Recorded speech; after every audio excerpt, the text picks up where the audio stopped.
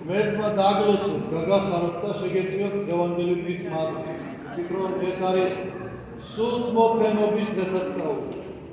სული წმინდა მოეფინა ჩვენზე და ძველ აღთქმაში მამა გიორგიმაც ახსენა წეგან, რომ იოანე წინასწარმეტყველს აქვს ასეთი სიტყვები: მიუფინო სულისაგან ჩემისა ყოველსა ხორცსა ზედა. ძალიან დიდი მნიშვნელობა აქვს ამას ებრაელებთან პაექრობისას ამ სიტყვებს, იმიტომ რომ ებრაელებს ეგონათ, რომ ღმერთი მათ საკუთარი ღმერთი ყავდათ და მათთვის უნდა მოსულიყო მარტო მესია. სხვისთვის მათ არ ემეტებოდათ ღმერთი. ღმერთი უნდა მოვიდეს იმისთვის, რომ ისინი დააბალტონოს თოს დედამიწა. ამისთვის ელიან ისინი მესიას. მაგრამ იოველი ამბობს წინასწარმეტყველი, რომ მიუფინო სულისაგან ჩემისა ყოველსა ხორცსა ზედა. არ წერია იქ, რომ ებრაელებზე მოუფინო სული წმინდაო. ყოველსა ხორცსა ზედა, ანუ ყველა ადამიანზე, ვინც კი შობილა დღემდე დედამიწის ზურგზე, ყველა ადამიანზე მადლის მიერად მოფენილია სულიწმინდის მადლი. კიდევ ერთხელ მინდა გითხრათ, რამდენად მნიშვნელოვანია ის, რომ ერთი ღმერთია ძველი აღთქმისა და ახალი აღთქმისა. რატომ მოხდა 50-მე დღეს სულთმოფენობა? აღდგომიდან 50-მე დღეს. რატო არ მოხდა 58-ე დღეს, 57-ე, 51-ე? რატო? იმიტომ რომ ამით ღმერთმა მაცხოვარმა აგრძნობინა ებრაელებსაც და ყველას, რომ ძველი და ახალი აღთქმის ღმერთი ერთია. ძველ აღთქმაში ეგვიპტიდან გამოსვლის 50-მე დღეს მისცა ღმერთმა მოსეს რჯულის სინას მთაზე. და ახალი აღთქმის ეკლესიის დაფუძნების წინ აღდგომიდან 50-მე დღეს ელეონის მთაზე ხდება სულიწმინდის მოფენა მოციქულებს. ხო ხდებით კავშირს, რომ 50-მე დღე დაიწას და 50-მე დღე არ. დავსვათ ასეთი შეკითხვა, ამაღლებიდან 10 დღის მერე რატო? რატომ მეორე დღეს არა, მესამე დღეს არა, მეოთხე დღეს არა?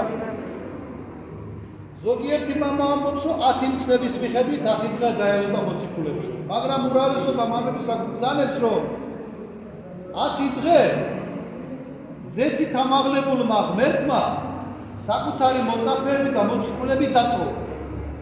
თუ მანამდე 3 წლის განმავლობაში მაცხოვართან ერთად დადიოდა და ყველა სულიერი თუ ხორციელი საჭიროება, რაც კი მოციქულებს ჭირდებოდა, ყველაფერს უსრულებდა ღმერთი.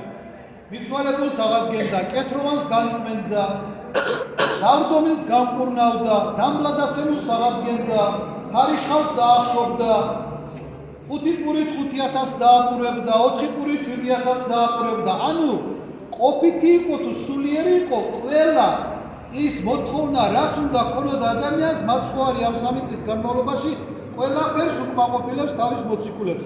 კურთხევაც მისთა და ძალაც მისთა, რომ თვითონაც გაეკეთებინათ და აღესრულებინათ სასწაულები. მაგრამ 10 დღის განმავლობაში ტოვებს. რატო ტოვებს? მამების შემდეგნაირად გამიმართა ამას, რომ აი, როდესაც ჩვენ ვართ სინათლეში, ნათელია და ყველაფერს ხედავთ და მიხარია. და უცბად რო ჩამოპნელდება. ჩვენ ხო ვერაფერს ვერ ვხედავთ.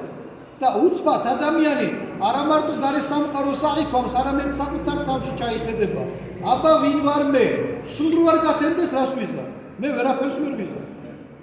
რო არა მოვიდეს საერთოდ მზე, რისი შემძლებელი ვარ მე? ძალით ამოვიყო ან არ მე ან თქვენ? მე. რამე რო დაირღვეს ბუნებაში ციკლი, რამე შევძლებთ, ვერაფერს ვერ ჯობდა.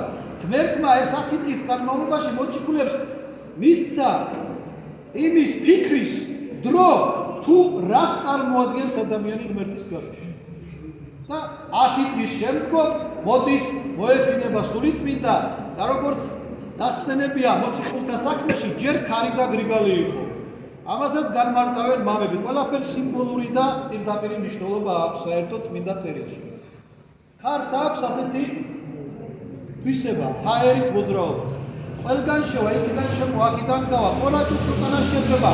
სადაც ცუდი ჰაერია, ქარი თუ დაუპერავს, ჰაერი განიწმინდება. ანუ განწმენდის ძალა აქვს, როგორც წყალს ფიზიკურად, ასევე ქარს აქვს ჰაერის განწმენდის ძალა.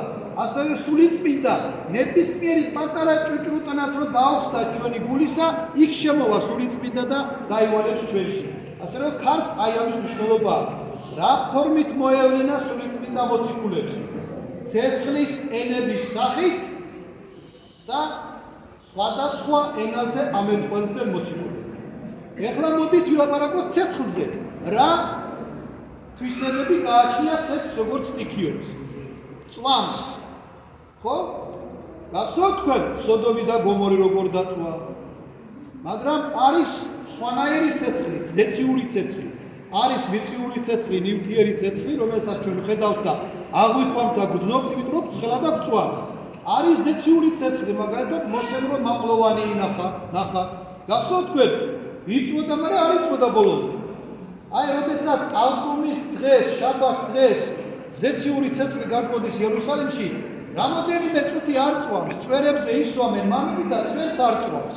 ანუ რისი თქმა მინდა რომ სულ სხვა თვისებები აქვს ზეციურ ცეცხლს და სულ სხვა თვისებები აქვს იმ ნივთიერ ცეცხლს, რომელსაც ჩვენ მეოთხე სტიქიობს ვეძახით.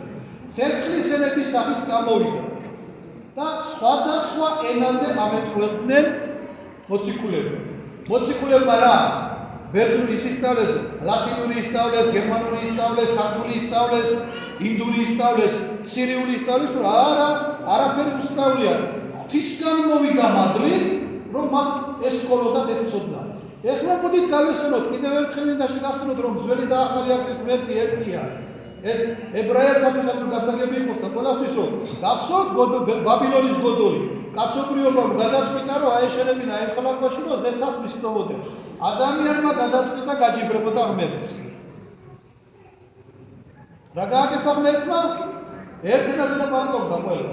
აურია ენები და დედამიწის სხვადასხვა კუთხეში გააგზავნა ადამიანი. ანუ უყურეთ თქვენ, აურია.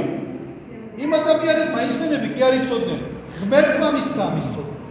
ახლა სახალხოთაშიც ღმერთი მოციქულებს აძლევს სხვადასხვა ენის ცოდნის უნარს. თვითონ შთაჰბერავს ამას სულიწმინდასთან ერთად და ამავდროულად ამას სხვა განმარტებაც აქვს, რომ ეს ის ენა იყო, სახარების ენა, რომელიც ყველა ადამიანისთვის გასაგები უნდა ყოფილიყო. რომელიც ჩვენგანი უნდა იყოს ისეთი ბრიყვი, ან რომელი კუნძულზე დაბადებული ადამიანი უნდა იყოს თუ ტუნდრაში დაბადებული ადამიანი, რომ სახარება წაიგითხოს და ის ვერ გაიგოს. ყველასთვის გასაგებია თუნდაც პირდაპირი გაგებით, იმიტომ რომ ზღაპარებით მიდის თქობა სახარებისა და ამავდროულად ეს არის სიცოცხლის წიგნი, იმიტომ რომ მადლი და დიდებულება ყოველთვის არის სიმარტივეში. და მე მინდა თქვენ გითხრათ, რომ სულიწმინდის მოფენის დღე ეს არის ეკლესიის დაარსების დღე. ჩვენ ამას დაბადების დღეს ვეძახით, ჩვენ რო ვიშვით იმ დღეს, ხო? დღეს იშვა ეკლესია, ამ დღეს დაიბადა ეკლესია. იმიტომ რომ პეტრე მოციქულის ხადაგების შემდგომ 5000 კაცი იქვე მოინათლა მის იარაღის დღეს. ანუ პირველი კრებული, პირველი ქრისტიანული კრებული ამ დღეს გაჩნდა იერუსალიმში და ეს კრებული შემდგომ როგორც მათემატიკა გვეუბნება განივრცო მთელს ქვეყანაზე და მაცხოვრის კურთხევა შესულა წარვედით და მოემოწაფენით ყოველი წარმართიდან ათენს ცემდით მათ სახელითა მამისათა, დადისათა და სულისაწმინდისათა და მოეფინა სახარების სწავლება მთელს დედამიწას კუნჭურიც კი არ დარჩა დედამიწაზე ისეთი რომ სახარება არ იყოს ნაკადაგები. მაგრამ მეორე საკითხია, ვინ მიიღებს ამ სწავლებას და ვინ აღიარებს ამ სწავლებას და ვინ არ აღიარებს, მაგრამ ჩვენ აქ შეკრებილები ვართ ეს ადამიანები, ვინც აღიარებს ამ სწავლებას და გილოცავთ ყველას ეკლესიის დაარსების, ანუ დაბადების დღეს. ღმერთმა დაგლოცოთ, გაგახაროთ და გაგაძიაროთ. ჩვენთან არის ღმერთი. მინდა შეგახსენოთ, რომ სულიწმინდის მოფენის მოწვევები წელს გადავწყვიტეთ, რომ მოვა.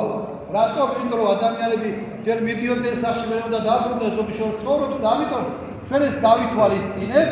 ახლა მე როგორც კი დავიწყებ ჯვარსებ თქვევას, მამები იტყვიან ასამაღლებელს და დავიწყებ სამწუხრო მსახურებას, თან ჯვარს ვემთხვიოთ და თან წუხის მეცნობი მოვისურვოთ. ღმერთმა დაგლოცოთ, გაგახაროთ და გაგაძიაროთ.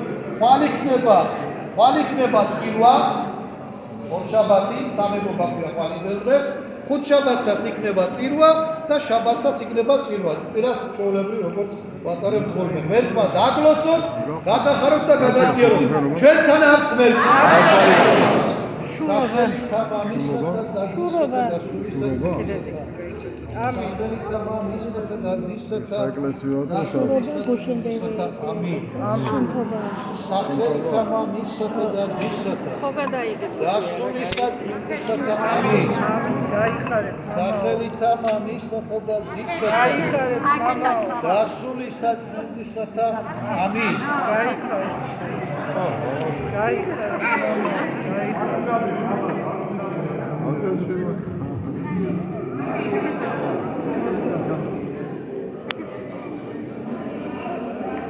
საერთოდ ნივთ საკურთხებს არა მარტო წყალი, არამედ ლოცვა. ჩვენ ბევრი ვილოცეთ თქვენთან ერთად. ესა ეს ყველაფერი ნაკურთხი არ გეშინია.